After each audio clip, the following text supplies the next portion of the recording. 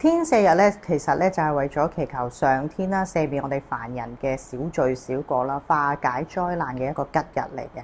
通常一年入面咧，就係有5至6日嘅天赦日嘅啫。天赦日咧本身咧就源自於古代啦，認為咧一個天象啦同埋人事相通，喺特定嘅日子咧，上天咧就會寬恕我哋凡間嘅罪過嘅。嗱，相傳咧天赦日咧係以呢個嘅古代嘅星宿運行啦，所推算出嚟嘅特殊吉日嚟嘅。咁啊嗰日咧，我比較適合祭祀啦、祈福啦，或者係你有啲願望想求啦，咁就會喺呢個天赦日嗰度咧係特別靈驗嘅喎，或者你祈求嘅願望咧係特別咧即係成真嘅。簡單嚟講咧，天赦日咧係一個上天咧俾你一個機會赦免你喺凡間咧做嘅小罪小過。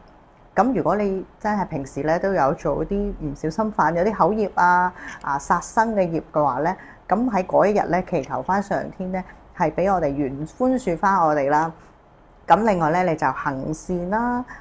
嗰日咧最好食齋啦。咁當日祈求天神嘅赦免我哋啦。咁啊點蠟燭啊、化衣寶啊，咁啊加上咧嗰一日咧，如果我哋想求財寶財富咧，燒業障咧，嗰日係更加係適合嘅。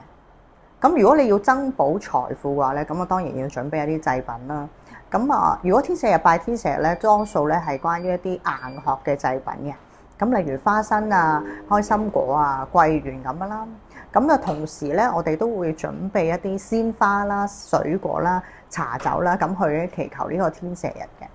咁除此之外咧，我哋咧仲會係準備一個懺悔嘅疏文啦，寫好晒咧我哋自己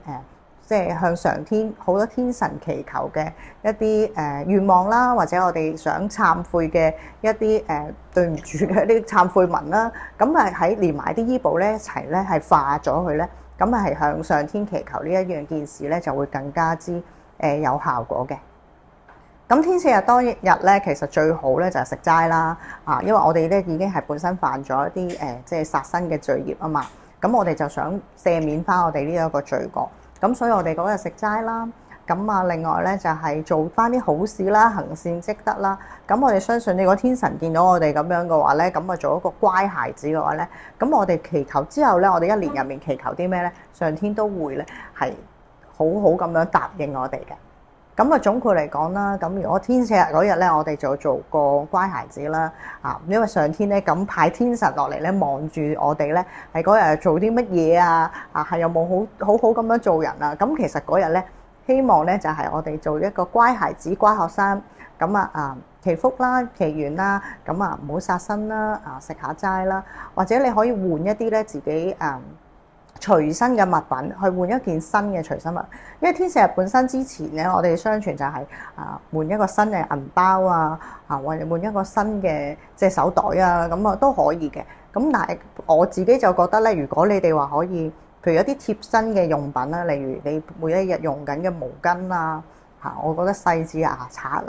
咁換一個新或者你哋而家好多嘅手機就換一個新嘅手機殼咁我覺得咧都係帶嚟一啲好嘅意頭咧，去幫助你好似咧一個煥然一新嘅景象，咁幫我哋咧就去新嘅開始，新嘅消除咗你之前唔好嘅一個負能量，咁希望咧吸收翻啲正能量，幫我哋咧又補財富啦，咁同埋咧身體健康。咁最重要咧，其實天赦日可以化官非啦，或者關於啲是非嘅口舌咁嗰日咧祈求天神咧，我覺得都會幫你哋事半功倍嘅。